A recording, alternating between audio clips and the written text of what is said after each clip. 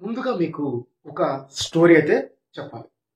నేను ఎగ్జామ్‌కి ప్రిపేర్ అవ్వడం స్టార్ట్ చేసిన తర్వాత, నాతో పాటుగా ప్రిపేర్ అయినటువంటి చాలా మంది స్టూడెంట్స్ మీన్స్ నా ఫ్రెండ్స్ కూడా ప్రిపరేషన్ అయితే స్టార్ట్ చేశారు. వాళ్ళలో కొంతమంది సక్సెస్ అయ్యారు. కొంతమంది ఇప్పటికీ కూడా రిపీటెడ్‌గా ఎగ్జామ్స్ రాస్తూనే ఉన్నారు. ఎగ్జామ్స్ ప్రిలిమ్స్ క్లియర్ చేయటం, మెయిన్స్‌లో పోవటం లేదా మెయిన్స్‌లో 0.25, 0.5, 0.15 ఇలా నియరెస్ట్ కట్ ఆఫ్ దగ్గరికి వచ్చి చాలా మంది గవర్నమెంట్ జాబ్స్ ఫైనల్ లిస్ట్ లో కట్ ఆఫ్ ఫెయిల్ అయిన వాళ్ళు చాలా మంది ఉన్నారు. ఇప్పటికీ కూడా వాళ్ళు ట్రై చేస్తూనే ఉన్నారు.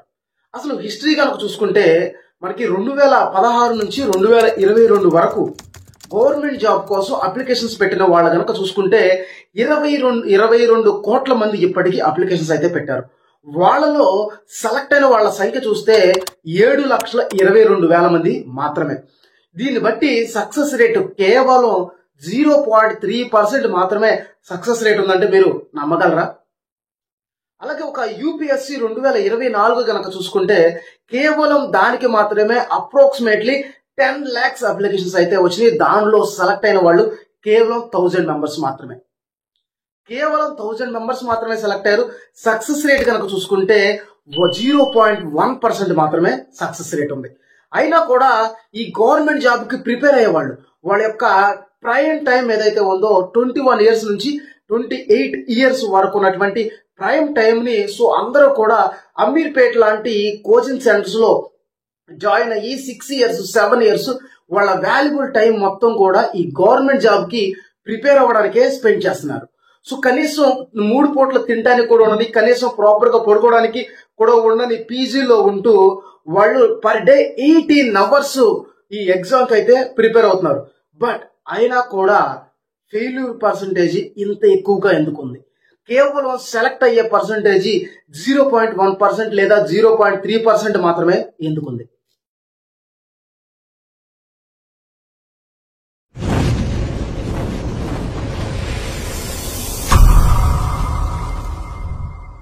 తెలుగు ఇంత సక్సెస్ రేట్ తక్కువ ఉన్నటువంటి అసలు గవర్నమెంట్ జాబ్స్ కి ప్రిపేర్ అవ్వడానికి గల ప్రధాన కారణాలు కనుక చూసుకుంటే స్టూడెంట్స్ ని ఒక సర్వే చేసిన దాంట్లో తెలిసింది ఏంటంటే 18% ఆఫ్ స్టూడెంట్స్ కేవలం సెక్యూరిటీ పర్పస్ కోసమే మేము రైల్వే జాబ్ కి ప్రిపేర్ అవుతున్నామని చెప్పడం జరిగింది.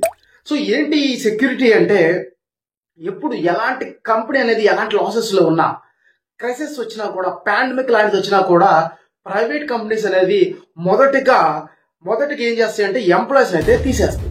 ఎంప్లాయీస్ ని కంపెనీ నుంచి తొలగిస్తాయి. బట్ అదే ఒక గవర్నమెంట్ జాబ్ అయితే ఎలాంటి పాండమిక్ వచ్చినా కానీ, క్రైసిస్ వచ్చినా కానీ, లాసెస్ వచ్చినా కానీ ఎంప్లాయీస్ కి జాబ్ సెక్యూరిటీ అనేది ఉంటుంది. దీనిలో అసలు ముఖ్యంగా ఈ మిడిల్ క్లాస్ అలాగే ఈ లోవర్ మిడిల్ క్లాస్ ఎవరైతే ఉంటారో వాళ్ళకి ఈ జాబ్ సెక్యూరిటీ అనేది చాలా ఇంపార్టెంట్. అందువల్ల ఫస్ట్ ఈ జాబ్ సెక్యూరిటీ కావాలనుకుంటున్న వాళ్ళందరూ కూడా ఏం చేస్తున్నారంటే గవర్నమెంట్ జాబ్ కే ఇంపార్టెన్స్ అయితే ఇస్తున్నారు. అలాగే ఈ గవర్నమెంట్ జాబ్స్ లో ఇంకేం బెనిఫిట్స్ ఉన్నాయంటే పాక్స్, అలాగంటే బెనిఫిట్స్. ఈ గవర్నమెంట్ జాబ్ నుంచి వచ్చే బెనిఫిట్స్ కనుక చూసుకుంటే ఒక ఐఏఎస్ ఆఫీసర్ ఇనిషియల్ బేసిక్ వచ్చేసరికి కేవలం 56,000 మాత్రమే ఉంటుంది. అంత శాలరీ, అదే శాలరీ ప్రైవేట్ జాబ్ లో చూసుకుంటే ఈ సాఫ్ట్వేర్ లాంటి కంపెనీస్ చూసుకుంటే చాలా చిన్న అమౌంట్. కానీ ఈ గవర్నమెంట్ ప్రొవైడ్ చేసే గనక బెనిఫిట్స్ కనుక చూసుకుంటే ఒక హౌస్, కార్, డ్రైవర్, అలాగే కొన్ని సూపర్వైజర్ కేటగిరీ అంటే కొన్ని పోస్టులకు అయితే వంట చేసేవాడితో సహా గవర్నమెంట్ అనేది ప్రొవైడ్ చేస్తుంది. ఎక్కడికి ట్రావెల్ చేసినా కూడా ట్రాన్స్పోర్ట్ అలవెన్స్ కూడా వాళ్లే ఇస్తారు. కొన్ని చిన్న జాబులకు కూడా వీటిలో కొన్ని ఫెసిలిటీస్ అయితే ఉంటాయి. అంటే మనకి వచ్చే బెనిఫిట్స్ అలాంటివి. వర్క్ ప్రెషర్ గవర్నమెంట్ జాబ్స్ కి వచ్చేసరికి time to time hours based work అయితే ఉంటుంది. వాళ్ళు టైం టు టైం మాత్రమే వర్క్ చేస్తారు. అదే ప్రైవేట్ కంపెనీస్ ఎలా ఉన్నాయంటే ఇప్పుడు ఉన్నటువంటి సిఇఓస్ ఎలా ఉన్నారంటే మాక్సిమం అవర్స్, ఎన్ని ఎక్కువ గంటలు ఒక ఎంప్లాయీతో పని చేయించగలడో అన్ని ఎక్కువ గంటలు అయితే వీళ్ళు పని చేయించడం అయితే జరుగుతుంది. రీసెంట్ గా ఈవై అనే ఇంటర్నేషనల్ కంపెనీలో ఒక ఉమెన్ ఈ వర్క్ అవర్ ప్రెషర్ కి తట్టుకోలేక చనిపోయింది.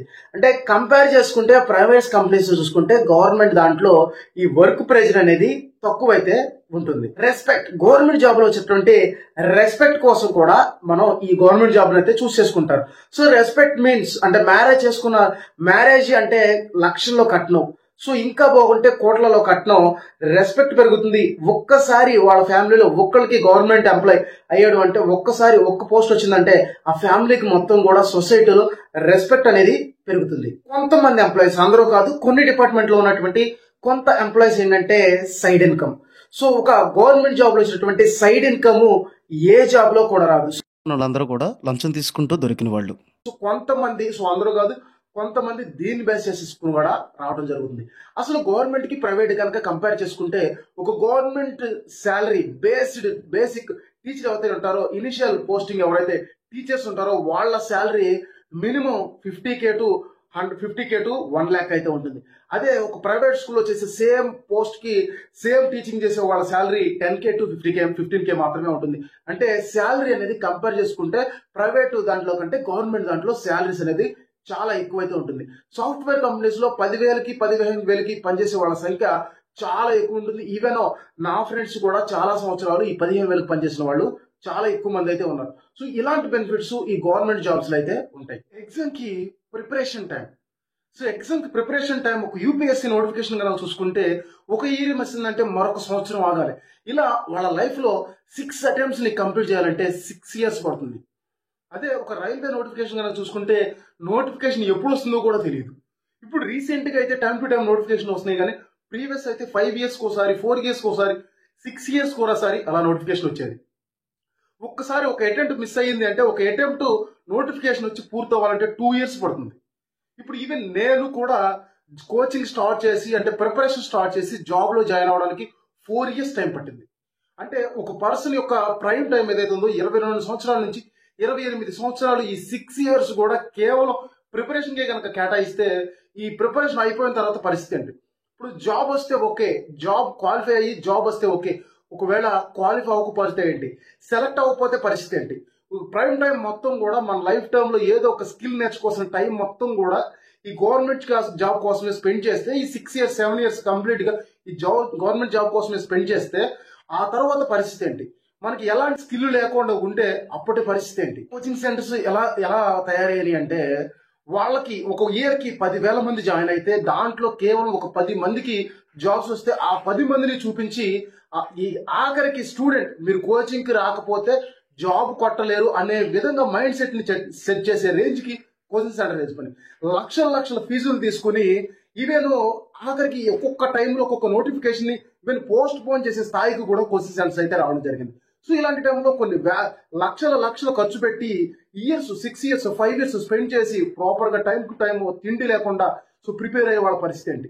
సో ఇలాంటి సిచ్యువేషన్స్ లో ఈ గవర్నమెంట్ జాబ్స్ కి అయితే స్టూడెంట్స్ ప్రిపేర్ అవుతున్నారు.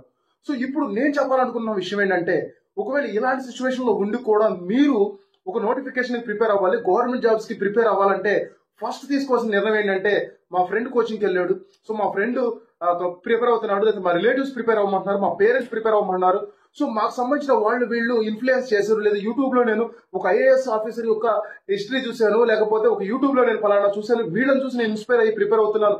ఇలాంటిది కాకుండా, ఇఫ్ యు ఆర్ క్యాపబుల్, అంటే మీకు ఆ కెపాసిటీ ఉంది, నేను ఆ క్యాపబుల్, నేను కొట్టగలను, నాకు ఆ ఇంట్రెస్ట్ ఉంది, ఇలాంటివన్నిటికీ కూడా ఫస్ట్ మీరు ఆలోచించుకుని ప్రాపర్ డెసిషన్ తీసుకున్న తర్వాత మాత్రమే ఈ గవర్నమెంట్ జాబ్స్ లో ప్రిపేర్ అవ్వండి, దిగండి.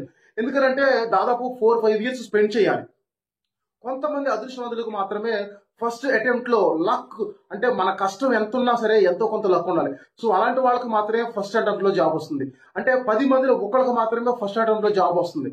సో మిగిలిన వాళ్ళందరూ కూడా 4 years 5 years ఖచ్చితంగా స్పెండ్ చేస్తేనే గవర్నమెంట్ జాబ్ వస్తుంది. సో అలాంటప్పుడు దానికి ఫస్ట్ గా రెడీ అవ్వండి, అంటే దానికి ముందుగానే రెడీ అయ్యి, సో 4 years పడుతుంది అలా అయితే అయినా పర్వాలేదు, సో 4 years ఇంత మనీ స్పెండ్ చేయాలి అయినా పర్వాలేదు, సో నేను దీన్ని ప్రిపేర్ అవ్వగలను, సో అయినా పర్వాలేదు, నాకు ఆ క్యాపబిలిటీ ఉంది పర్వాలేదు, సో ఇంత కాంపిటీషన్ ఉంది, ఇలాంటి అన్ని క్వశ్చన్స్ కూడా మీ దగ్గర ఓన్ గా మీకు మీ క్వశ్చన్ కి మీ దగ్గర ఆన్సర్ ఉన్నప్పుడు మాత్రమే ఈ గవర్నమెంట్ జాబ్ కి ప్రిపరేషన్ అయితే స్టార్ట్ చేయండి.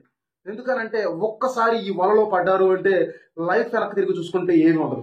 ఒక్కసారి ఇది మిస్ అయ్యింది అంటే మనకి వేరే ఏ స్కిల్ ఉండదు. కానీ ఈ ఒక్కసారి ఈ ప్రిపరేషన్ స్టార్ట్ చేసిన తర్వాత లైఫ్ అంటే ఏంటో తెలుస్తుంది. ఆ లైఫ్ ఎక్స్పీరియన్స్ తీసుకెళ్లి మాత్రం బయట ఖచ్చితంగా బతకగలుగుతారు.